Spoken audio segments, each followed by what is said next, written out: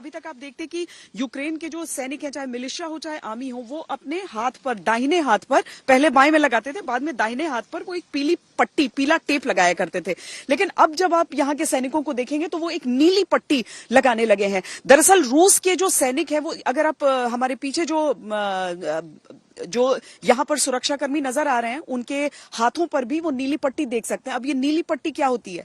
अगर रूस की तरफ, यूक्रेन की तरफ से ये कहा गया कि जो सैनिक हैं रूस के, उनमें से कुछ इस वेशभूषा में और पीली पट्टियों का प्रयोग करके इन्फिल्ट्रेट कर रहे हैं, और हम नहीं चाहते हैं कि उन्हें किसी भी तरह से घुलने मिलने का एक मौका मिल जाए, क्योंकि मिलिशिया यहां पर आ रही है। ऐसा नहीं है कि सिर्फ फौज के लोग हैं, कई ऐसे लोग हैं जिनका कोई पहचान उस हिसाब से नहीं होगा, तो वो किसी तरह की क्षति पहुंचकर यहां पर न कर दें। तो अब वो नीली पट्टी दाहिने हाथ पर कर रहे हैं, ताकि जो रूसी सैनिक यहां पर पहुंच चुके हैं, जो अगर कोई भी ऐसा है जो इसका फायदा उठाना चाहता है, वो फायदा न उठा पाए। इस तरह की चीजें भी की जा रही हैं। जनरल प्रसाद, हम उन डिफेंसेस की भी बात कर रहे हैं, उन नदियों की भी बात कर रहे हैं जिनको पार करना होगा कीव तक पहुंचने के लिए, चाहे वो नॉर्थ वेस्ट के इलाके में वो इरपिन नदी हो जाए, जिसके जो पुल है, एक जिसे ध्वस्त किया गया, दूसरे जिसके लिए जंग चल रही है। तो अब उस ब्रिज के आसपास भी यूक्रेन के डिफेंसेस जिस तरीके के हैं, रूस अगर चाह भी रहा है वहां पर बनाने के लिए ब्रिज, तो वो नहीं कर पा रहा है, क्योंकि दोनों तरफ से भीषण वहां पर जंग चल रही है। इधर अगर हम दूसरे इलाके में देख लें, जहां पर नाइपर नदी के इर्द गिर्द जितने भी ब्रिजेस हैं, वहां पर बहुत मजबूती से कंट्रोल ले लिया है यूक्रेन ने। अब इसीलिए जो हवाई बमबारी हम देख रहे हैं, और दूसरी बात जो आपकी आ जाती है कि वो क्या कीव शहर को बर्बाद करना चाहेगा, उस इंफ्रास्ट्रक्चर को, उन सारी चीजों को बर्बाद करना चाहेगा। क्या रूस के लिए ये बहुत बड़ा पसुपेश हो गया है कि हम कम से कम बर्बादी और कम से कम नागरिक क्षति के साथ आगे बढ़ पाए? ये आप बिल्कुल ठीक कह रही हैं। इस किस्म की लड़ाई को हम अपोज रिवर क्रॉसिंग कहते हैं। अपोज रिवर क्रॉसिंग एक बड़ा मुश्किल काम होता है, खासतौर से जब कई एक ब्रिज टूट चुके हैं और बाकी जो ब्रिजिंग साइट्स अवेलेबल है उन पर डिफेंडर अपना कब्जा करके बैठा हुआ है। इस हालात में टैक्टिक्स को और बदलना पड़ता है।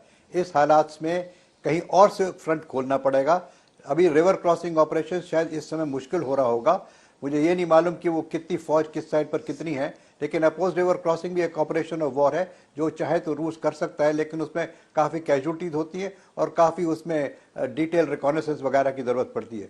इसके अलावा उनके पास स्पेशल फोर्सेज हैं, पैरा ट्रूपर्स हैं, उनका भी वो इस्तेमाल कर सकते हैं। तो आखिर में बात यही होती है कि रूस को एक मेजर डिसीजन, एक स्ट्रेटेजिक डिसीजन लेना है कि कितना वहाँ बर्बादी करके हम इस शहर को कब्जा करें। अगर वो ये मान लेते हैं कि बर्बादी मंजूर है, जितनी मर्जी बर्बादी कर दो, लेकिन हमें 2-3 दिन में इसको कब्जा करना ही है, तो टैक्टिक्स की हालत दूसरी होगी।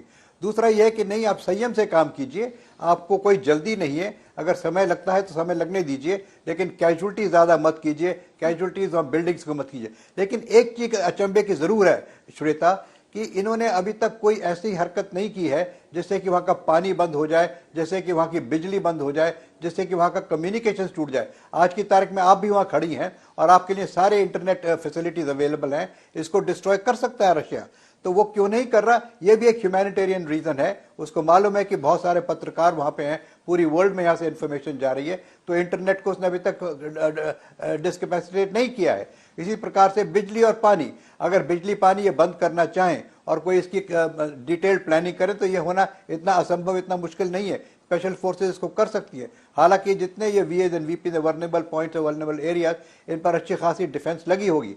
और सबसे आखिरी बात यह है कि इन लोगों को ये पता लगाना है फॉर श्योर कि इनके राष्ट्रपति हैं कहाँ। उस राष्ट्रपति को अगर ये किसी तरीके से जल्दी कब्जा कर ले, उस पर उसको पकड़ ले, तो और युद्ध जल्दी समाप्त हो सकता है। और आखिरी बात यह है जो मैं एक ह्यूमैनिटेरियन पॉइंट से कहूंगा कि इसमें अकलमंदी कहाँ है? अकलमंदी इसमें कि देखिए, एक तरफ तो पुतिन का इरादा, इसमें कोई डाउट है नहीं, यहाँ तक आ गए 17 दिन में, 17 दिन के बाद तो वो युद्ध विराम करेंगे नहीं जब तक उनका लक्ष्य पूरा नहीं होगा। और अगर लक्ष्य पूरा करने के लिए 1-2 दिन, 4, 5, 6, 7 दिन जितने भी लगते हैं वो लगाएंगे, उससे क्या होगा? और यूक्रेन के अंदर बर्बादी होगी, बिल्डिंग्स टूटेंगी और लोग मरेंगे और रशिया का भी इक्विपमेंट खराब होगा। तो किसको नुकसान हो रहा है? रशियन फोर्सेस को नुकसान हो रहा है और यूक्रेनियन फोर्सेस को नुकसान हो रहा है। ह्यूमैनिटेरियन क्राइसिस बढ़ती चली जा रही है दिन पे दिन। तो इसमें अकलमंदी यही है कि इस युद्ध को एक तरह से विराम दिया जाए, युद्ध सीज फायर किया जाए, बातचीत की जाए। बातचीत से यह साबित होगा कि एग्जैक्टली किस हद तक पुतिन साहब अपनी मांगों से नीचे आ सकते हैं और कब किस हद तक यूक्रेन अपनी उनकी मांगों को मानने को तैयार होता है। मेरी तो राय यही रहेगी कि जो इनकी बातचीत फॉरेन सेक्रेटरी लेवल पे हो रही है, फॉरेन मिनिस्टर लेवल पे हो रही है, उसको ज्यादा अहमियत दी जाए।